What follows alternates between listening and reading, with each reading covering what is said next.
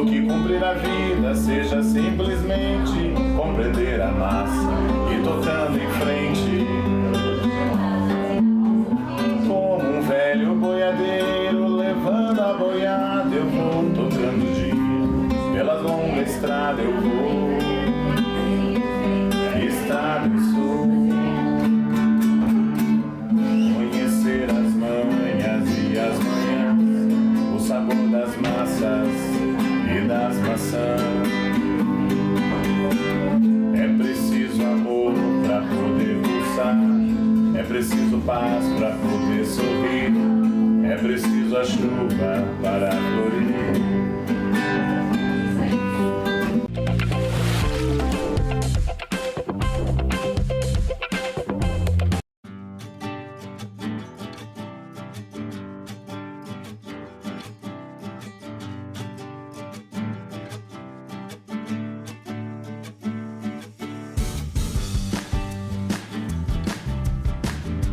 Bem-vindos a mais uma experiência do programa Tá na Rota. Desta vez vamos desfrutar dos encantos da roça. Vai ter comida no fogão de lenha, cafezinho passado no coador de pano e bolo da vovó. Essa gastronomia afetiva, além do contato com a natureza, faz parte do turismo rural oferecido na Casa Amarela em Guarapuava, cidade que fica a 250 quilômetros de Curitiba. Essa casinha bucólica era dos pais da Stephanie. Agora, ela toca a propriedade com o esposo Luiz. Quem é recebido por esse casal por aqui se sente mesmo em casa. Então vem comigo agora conhecer os detalhes da história dessa Casa Amarela, já que a família, da Stephanie adquiriu essa propriedade 25 anos atrás. Mas vocês vão se encantar com essa casa que parece de boneca.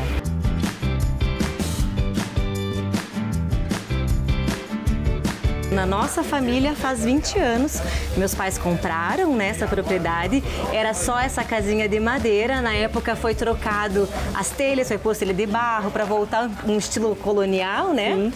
E aí, ela tinha telha normal antes, aumentamos essa varanda, criamos aquele ambiente também. Gente, eu estou impressionada com os detalhes da casa, que tem mais de 50 anos essa construção e olha só o charme, né? Olha só os detalhes. Até o interruptor aqui, essa capivara aqui simpática. Com a ideia já de trabalhar com turismo rural. Então, assim, a minha mãe, ela já faleceu faz 7 anos, mas ela que idealizava, então, esse sonho. E aí, meu esposo, muito companheiro, empreendedor, assim como eu também, há 3 anos atrás, 4, resolvemos, vamos fazer.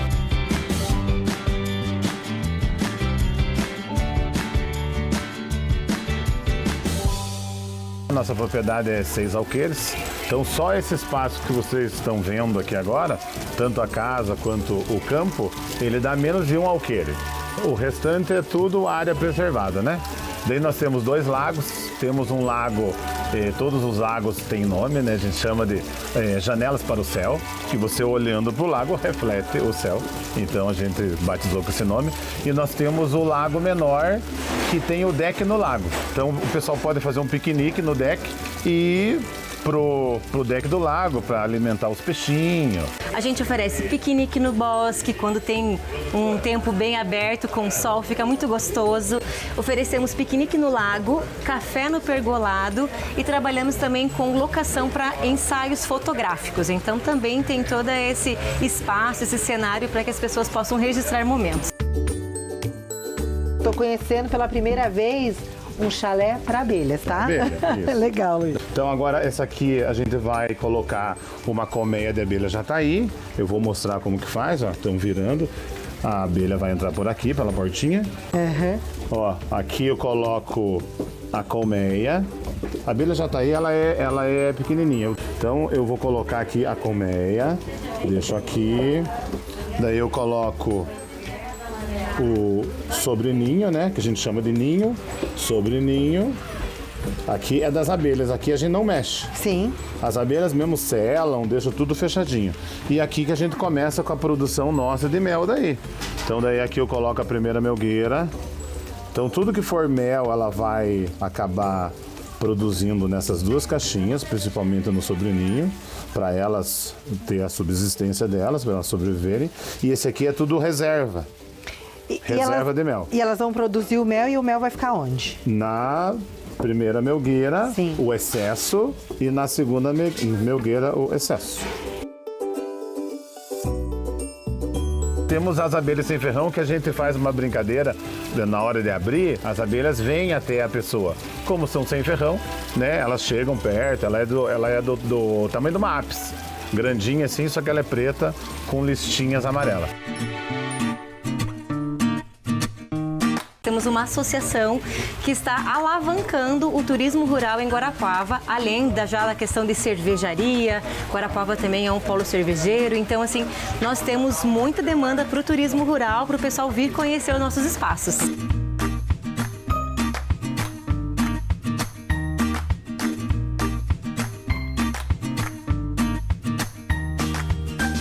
E me fala uma coisa, a casa amarela já era dessa cor ou vocês que pintaram pra colocar o nome? Não, a casa era rosa. A casa era rosa aí, ó. A casa era cor de rosa. Acho que até tem uma foto ali, depois eu vou te mostrar. Originalmente. Isso mesmo, a casa era cor de rosa, mas meu pai polaco gosta de amarelo, né? Então pintamos a casa de amarelo. É o Tá na Rota em Guarapuava, curtindo esse turismo rural. Até o tempo ajudou, porque com essa chuvinha nada melhor do que se reunir com pessoas especiais, se conectando com a simplicidade do campo. Então, nós queremos que vocês se sintam em casa, a nossa comida vai ser servida quentinha para vocês, né? Para que seja, com certeza, um ambiente mais agradável e acolhedor ainda. A gente sempre fala, a Casa Amarela não oferece café. A Casa Amarela oferece experiência, afeto, amor, carinho, porque tudo é preparado dessa forma, né? Desde o momento que a gente inicia os preparos, a gente já vem colocando amor para poder entregar o melhor para o nosso cliente. Então, o que nós temos? Oferece viradinho de feijão, viradinho de linguiça com ovos. Hoje nós temos aqui um molho de cachorro quente, milho verde da nossa própria horta. E aqui tem uma moranga que também foi nossa, aqui da nossa casa, colhida, moranga caramelizada. Os ovos também, verdade, né? Aqui temos um chazinho de capim-limão, também colhido da nossa chácara. Cheirinho bom!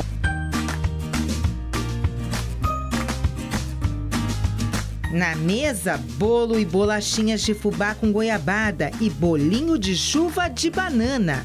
Ah, se você já está amando a Casa Amarela, saiba que para viver essa experiência é preciso agendar a visita. Bom, agora é a melhor hora, né? Claro que eu iria experimentar essas delícias aqui da Casa Amarela. Vou começar pelo ovinho, né? Agora me diz, como é que você aprendeu a cozinhar? Foi alguma coisa passada de geração em geração? Você fez algum curso? Me conta. Eu não conheci as minhas avós, então assim, acredito muito na minha mãe. Então eu sempre me espelhei na minha mãe, a gente teve panificadora durante 23 anos. Então eu acredito que eu já cresci, dos 8 anos até os 24, fiquei na panificadora ali com elas ali um pouquinho. Então, para nós, para mim, né, realmente foi olhar ela produzindo todos os alimentos, cozinha, aquele cuidado. Então, eu acho que veio de mãe para filha isso. Luiz, você tá fazendo cerimônia por quê? Ó, eu já tô comendo já. Não, mas é que, viu, eu tô apreciando, porque aqui na casa, aqui na nossa propriedade, além da nossa gastronomia rural, a prosa também é boa. Então, por isso que a gente tá, ó, conversando. Aqui funciona assim. Sim. E me fala uma coisa, Luiz, já tá atingindo a expectativa de vocês, esse sonho de transformar a Casa Amarela num lugar de visitação, de mostrar para as pessoas, né, os encantos do campo? Sim, tipo, para nós, assim, não é nem tanto mensurar a quantidade de pessoas que já passaram, mas sim cada evento, né? A gente se realiza em cada evento.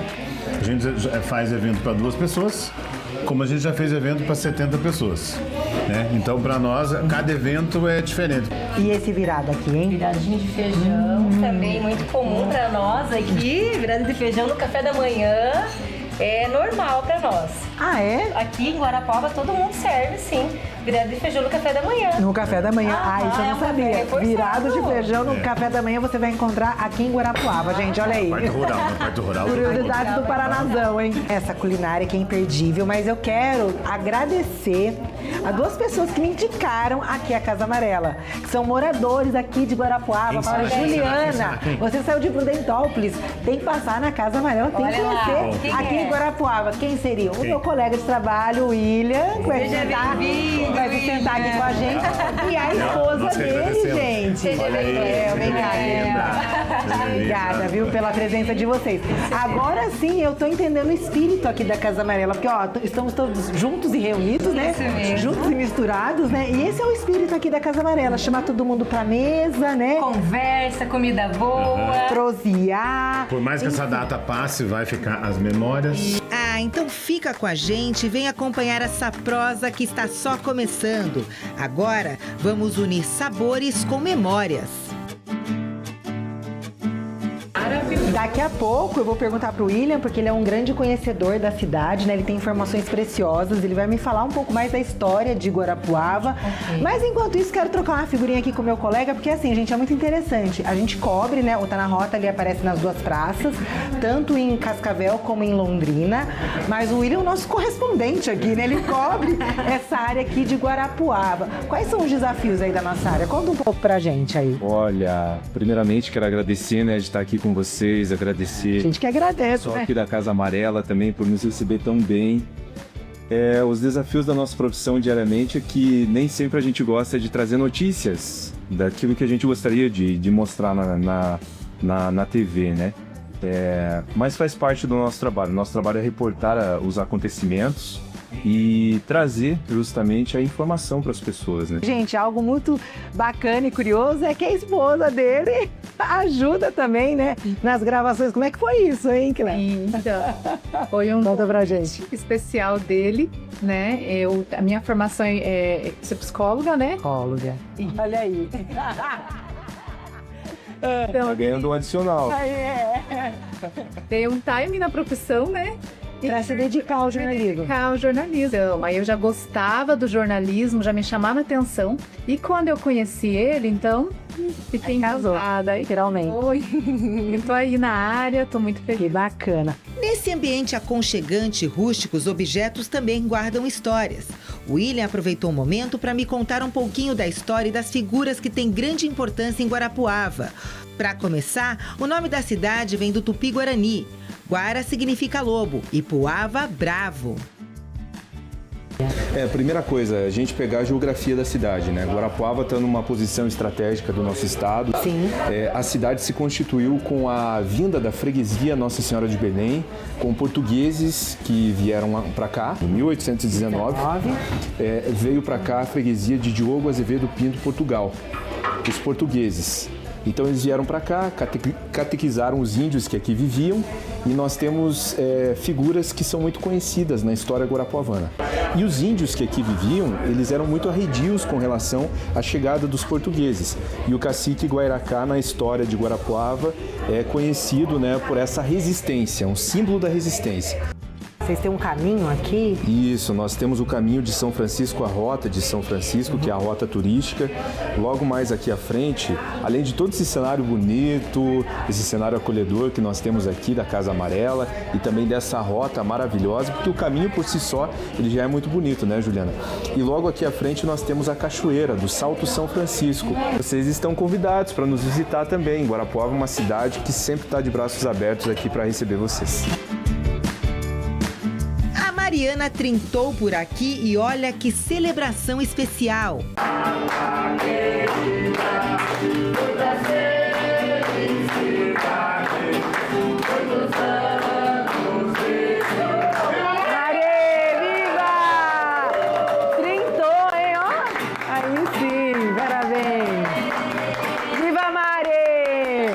Escolheu a Casa Amarela para comemorar o seu aniversário?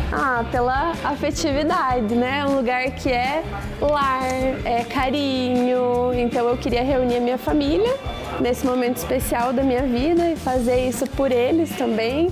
Coloquei fotos em cima da mesa e eu queria que tivesse esse jeitinho de casa mesmo, que fosse bem aconchegante. É por isso que eu escolhi aqui. Junto, né? Todo Bem mundo especial. junto, numa mesa só. E tem mais histórias no Tá na Rota de hoje. De Guarapuava, vamos para Prudentópolis saber da trajetória de 7 freiras ucranianas que chegaram no Paraná em 1911. Mas ó, tô saindo com o coração quentinho aqui de Guarapuava.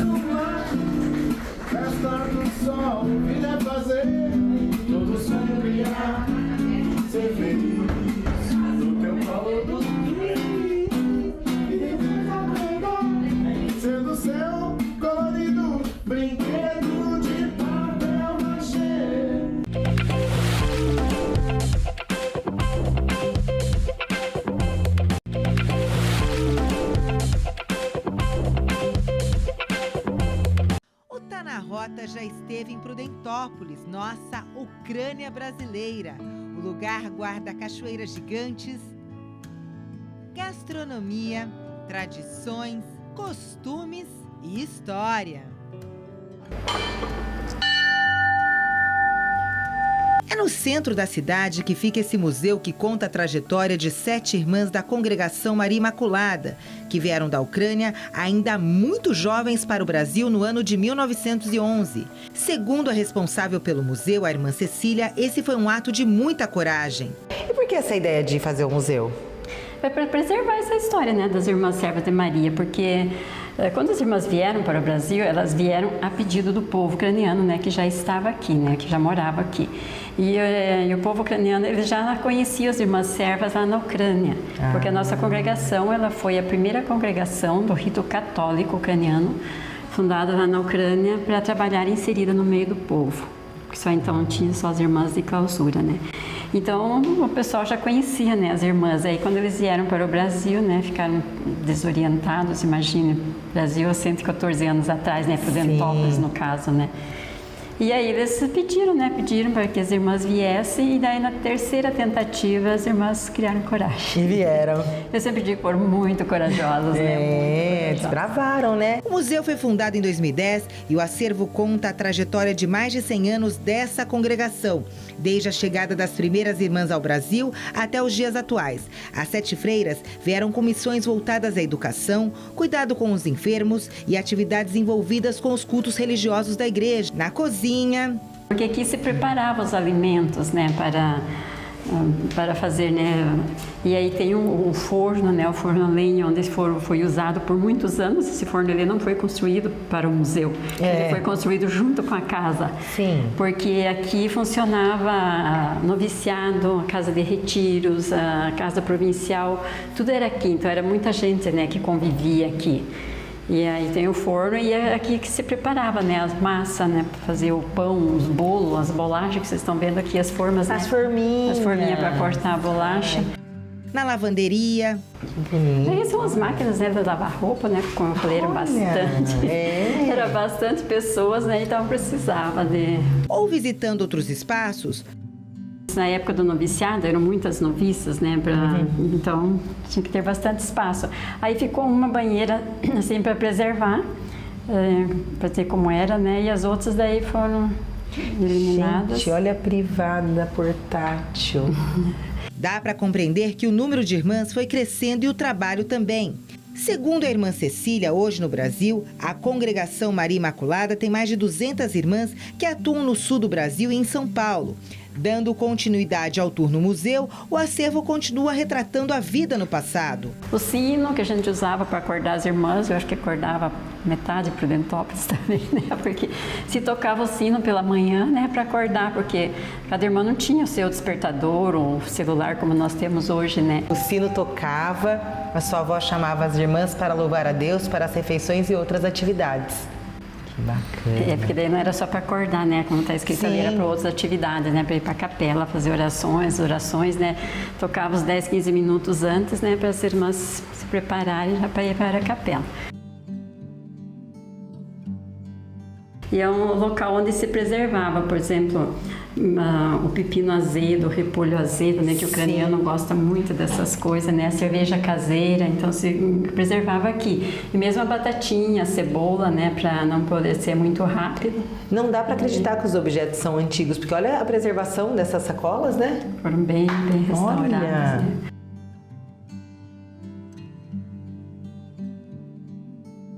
Bem, vamos voltar lá em 1911, quando a comunidade ucraniana já estava aqui em Prudentópolis e havia um desejo, né, dessa comunidade, um pedido, aliás, para que essa congregação das Irmãs Servas de Maria Imaculada viessem para o Brasil, porque lá eles já conheciam o trabalho dessas irmãs, que era muito significativo, porque elas tinham, né, esse trabalho frente à educação e também no cuidados aos enfermos. E aí foi feito esse pedido. Agora vocês imaginem, né, naquela época, em 1911, essas 7 irmãs virem para o Brasil, né, explorarem esse desconhecido nessa importante missão.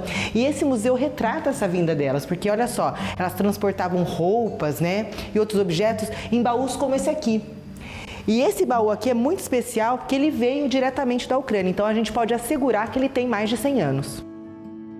E chama a atenção das pessoas a coragem dessas 7 mulheres, dessas 7 irmãs virem para cá, para o Brasil. Elas eram muito jovens, irmã, na época? Elas eram jovens ainda, né? Porque a congregação começou em 1892 e em 1911 elas já vieram para o Brasil, né? Então elas eram bem jovens ainda. Né? Eram mulheres o quê? De 20 a 30 anos? É, mais ou menos isso. Máximo 30 anos. Isso. E aí entraram num navio, como é que foi esse trajeto, irmã? Uma longa viagem. Uma longa viagem, porque de navio da Ucrânia até o Brasil, de navio, né? Naquela época. Com certeza era mais do que 30 dias, né, que durava. Dentro de um e aí navio. depois vieram de trem também, né, até Ponta Grossa, e Ponta Grossa, elas vieram 7, né, até Ponta Grossa. Sim. Aí em Ponta Grossa elas tiveram que se separar, né. Faz parte da missão, né, irmã? Vocês sabem vieram disso. para Prudentópolis e 3 foram para Iracema, Santa Catarina. E aqui em Prudentópolis, daí o último meio de transporte foi a carroça. Chegaram de carroça aqui para ajudar o povo. Ajudar o povo, que estavam ansiosos, aguardando por elas. Inclusive, eles foram encontrar até uma altura, né, do trajeto com bandeiras e fogos de artifício já naquela época. Né? Fico imaginando, né, como elas foram recebidas, porque eram tão esperadas, né? E o povo sabia do importante trabalho que elas fariam aqui em Prudentópolis. Sabia, né, porque já conheciam, né, as irmãs lá. Logo depois da chegada ao Brasil, as irmãs fundaram uma sala de aula que hoje é o tradicional Colégio Imaculada Virgem Maria em Prudentópolis. Portanto, foi fundado aqui em Prudentópolis um colégio, né, que ele era internato, onde ficavam as meninas. O internato foi até o ano de 2007, mas fazia parte do currículo, gente, as aulas de bordado, tricô e crochê. E elas aprendiam aqui também a confecção dessas flores, que são tão típicas aí na cultura ucraniana. No museu estão expostas as vestes litúrgicas, roupas utilizadas pelos sacerdotes durante as celebrações religiosas da Igreja Católica. Mais do que simples trajes, os paramentos expressam a reverência, a solenidade e a função do celebrante no rito religioso. Lindo. São os paramentos que os sacerdotes usam, sacerdotes, diáconos e coroinhas usam para as celebrações, né? Tanto na missa, né, Eucaristia, como outras. O véu que cobre o cálice, que se chama cibória, né, que fica dentro do tabernáculo com a rocha consagrada. Então, esses que tem em cima. Agora, essas aqui de baixo são as toalhas do altar. E aí, os paramentos sacerdotais e episcopais, né, também dos bispos, no caso, esses aqui, né, só o bispo que usa esse tipo de paramento. Esse é o manto que o bispo usa, no caso, quando ele vai fazer uma visita a uma capela, então, porque aquele paramento ali aí já é para a celebração, para a liturgia, no caso. E esse aqui é quando ele está chegando, então ele chega com esse manto, vestido com esse manto. Mas assim, só para a gente entender, né, para os cristãos entenderem que toda essa vestimenta, esse manto, ele vem da cultura ucraniana, né, dessas cores. Sim, aqui, por exemplo, tem os 4 evangelistas, né, que são representados aqui nesse manto. E ali o amarelo, o dourado, né, que é o litúrgico, a vida, né, que representa a ressurreição. E o trabalho das irmãs da Congregação Maria Imaculada continua, porque as mulheres que vieram da Ucrânia para Prudentópolis continuam atravessando o oceano em tempos de guerra. Como é que fica esse contato? O que elas relatam? As irmãs elas continuam lá, né? Em todas as casas onde já elas moravam, elas continuam lá, continuam trabalhando com o povo. Inclusive, é um atendimento assim, né? Principalmente para aquelas pessoas as mães que perdem seus filhos, ou as esposas perdem o marido, os filhos que ficam órfãos, então as irmãs dão muito esse apoio, né? Tanto espiritual, moral e também nos hospitais, porque elas trabalham também nos hospitais lá na Ucrânia. Então tem esse atendimento assim do lado delas também, elas continuam lá. E a senhora me contou que elas moravam no lugar que precisaram já se mudar por conta da guerra. Algumas assim nos lugares onde são mais bombardeados, né? Daí às vezes elas precisam até sair, né, para as comunidades mais próximas, mas continuam lá trabalhando junto com o povo. O trabalho continua, a vida continua, né? Apesar de ser muito sofrida, né, e tudo, porque é uma guerra, né? A gente sabe o que é, né? Então, mas as irmãs continuam indo mesmo aqui no Brasil. De uma certa maneira, né, Deus dá força também, né? Porque daí elas estão ali, né, trabalhando com o povo, ajudando, e então Deus dá força para isso.